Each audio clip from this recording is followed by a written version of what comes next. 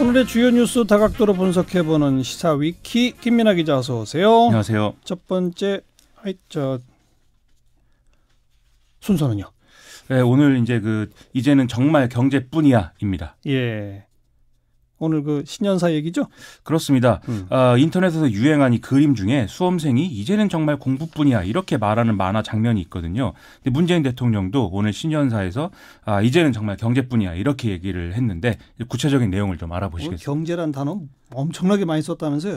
그렇습니다. 원래 이 신년사 하면 어떤 단어가 몇 번 나왔냐 이거 세서 이제 비교를 하곤 하지 않습니까? 네. 경제라는 단어가 지난해 신년사는 이제 3번 나왔는데 올해 신년사는 25번이나 나왔다 이런 보도가 나오고 정말 있고요. 비교되네요. 그렇습니다. 만약에 북한이라고 하면 작년에 이제 4번 나왔는데 올해는 북한이라는 단어는 한 번도 안 나와서 비교가 많이 되는 거죠. 네. 확실히 방점을 경제에 찍었다 이렇게 볼 수가 있겠습니다. 그리고 장소도 중소기업중앙회에서 했다면서요?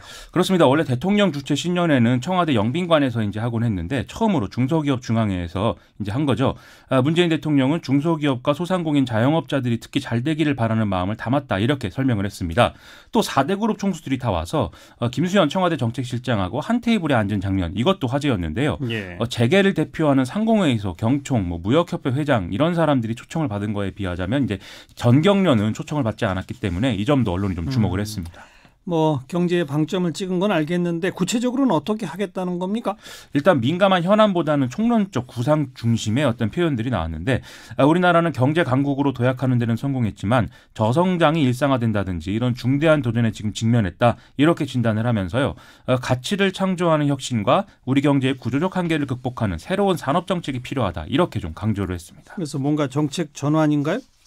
이 신년사 내용의 상당 부분이 혁신 성장과 관련해서 추진하고 있는 정책들을 언급하는 데 할애가 됐는데요. 예. 그런데 동시에 또 사회 안전망 확보의 중요성 그리고 카드 수수료 인하라든지 상가 임대차 보험 및 골목 상권 적합업종 지정 등의 이 자영업자 지원 대책 이런 것도 이제 언급이 됐습니다. 예. 또 공공부문부터 정규직화를 촉진하고 특히 안전 위험 분야의 정규직화를 적극 추진하겠다 이런 언급도 이제 같이 들어있는 그런 상황이었습니다. 그건 기존에 쭉 해오던 얘기가 계속 지속한다는 거 아닙니까? 그렇죠. 그래서 종합하면 전체적인 방향에 대한 입장은 이제 확고한 것인데요. 다만 이제 강조점을 좀 경제에 옮겼다 이렇게 볼 수는 있겠습니다. 네. 또 경제 정책의 기조와 큰 틀을 바꾸는 일은 시간이 걸리고 논란이 있을 수밖에 없다. 또 가보지 못한 길이어서 불안할 수도 있다라면서 반드시 가야 하는 길이다라고 재차 강조하는 대목도 있었는데요.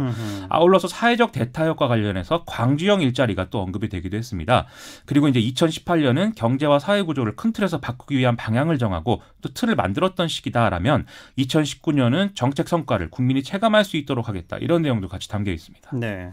그리고 우리 경제의 구조적 한계를 극복하는 새로운 산업 정책이 필요하다고 강조했다고 하셨잖아요. 그렇습니다. 그건 구체적으로 뭡니까? 이 구체적으로 오늘 언급되지는 않았는데요. 다만 좀 엿볼 수 있는 대목이 오늘 한겨레가 보도한 거거든요. 이 대통령 직속 정책기획위원회의 이 제조업 르네상스 보고서라는 게 있는데 이 초안을 입수를 한 겁니다. 네. 여기 보면은 정책기획위원회가 지난해 9월부터 태스크포스를 꾸려서 이 전략을 마련 중인데요. 숙련 노동이 주도하는 기업 산업 경제 시스템 구축이 핵심이다라고 나와 있다는 것이죠. 지금까지 이제 자본 기계 투입 중심의 어떤 물량 전략에서 탈피해서 노동 숙련에 기반한 혁신 역량 강화를 이루겠다 이런 내용이라고 합니다. 오늘 좀 구체적인 정책 수단으로 제시된 내용은 없어요, 그러면? 이 보고서에는 이제 그 숙련 기술을 쌓아온 각 분야 전문가들을 우대하는 인사, 승진 및 임금 보상 시스템을 제도화하는 숙련 직무 등급제를 추진한다는 내용이 있는데요. 이걸 이제 조선업종 등에 우선 도입하겠다. 이런 구상들이 이제 담겨 있다고 하고요. 또 지역 내 중소제조업 일터 혁신이라든지 산업단지 재생 이런 것들을 범정부적으로 추진하겠다는 내용도 이 보고서에 담겨 있다고 합니다. 네. 일단 최종 보고서는 올해 상반기까지 마련이 된다고 하는데 이게 좀 정권의 향방 이런 것과는 관계없이 이 산업 전략들이 일관성 있게 추진될 수 있는 좀 그런 논의 기반을 만드는 일도 지금 필요해 보입니다. 제조업 르네상스 보고서 그렇습니다. 기대해 보고요. 시사위키 두 번째 항목은요. 이 유튜브 폭로 시대입니다. 신재민 전 사무관 얘기죠. 그렇습니다. 이 30대 초반의 이제 젊은인데요. 어제 이제 실시간 유튜브 방송하는 걸 저도 좀 봤거든요. 자기 친구하고 이제 치킨을 먹으면서 이 폭로와 관련한 민감한 얘기를 하는 이런 방송이었기 때문에 상당히 독특한 내용이다 이렇게 좀 느꼈습니다. 오늘 기자회견도 자청을 했는데 무엇을 얘기했는지 좀 알아보겠습니다. 뭐를 얘기했어요? 2017년 11월 달에 세수 상황이 좋다는 판단하에 국채 조기 상환을 1조 원 규모로 하려고 이제 했었는데 당시 김동연 경제부총리가 이를 만류하면서 오히려 적자 국채 발행을 지시했다. 이 내용이 있고요. 예. 이 결과 이제 조기 상환은 하지 않는데 다만 이제 적자 국채도 발행하지 않는 내용으로 이제 보도자료를 냈는데 그러자 청와대가 또 개입을 해서 이 보도자료 취소를 요구했다라는 것이었습니다. 네. 신재민 씨는 당시에 개입한 인사는 그 당시 청와대 경제정책비서관이었고 지금은 이제 국무조정실 제2차장인 차영환 이 차장이다 이렇게 언급을 했는데요. 단 당시에 보도자료 취소는 실제로 이뤄진 바는 없는 것으로 이제 파악이 됐습니다. 그런데 신재민 씨는 그 김동연 부총리가 국채 조기 상환을 막은 이유는 뭐라고 주장한 거예요? 이 김동연 부총리가 정권이 바뀐 2017년에 GDP 대비 채무 비율이 지나치게 낮아지면 이후에 이제 재정을 많이 써야 되는데 결국 그게 정권에 부담이 된다 이런 주장을 하면서 적자 국채 발행을 강행하려고 했다는 거거든요. 네. 단지 그런 이유로 조기 상환을 취소했기 때문에 채권 시장에 혼란이 빚어졌고 채권 금리가 올라서 많은 투자자들이 피해를 봐서 이제 문제다 이런 얘기였습니다. 이런 주장에 대해서 기재부는 뭐라고 설명합니까? 꼭 그런 이유뿐만이 아니더라도 이후에 재정 여력 확보를 위해서 조기 상환을 포기할 수도 있는 것이고 또 국채 발행을 강행할 수도 있는 것인데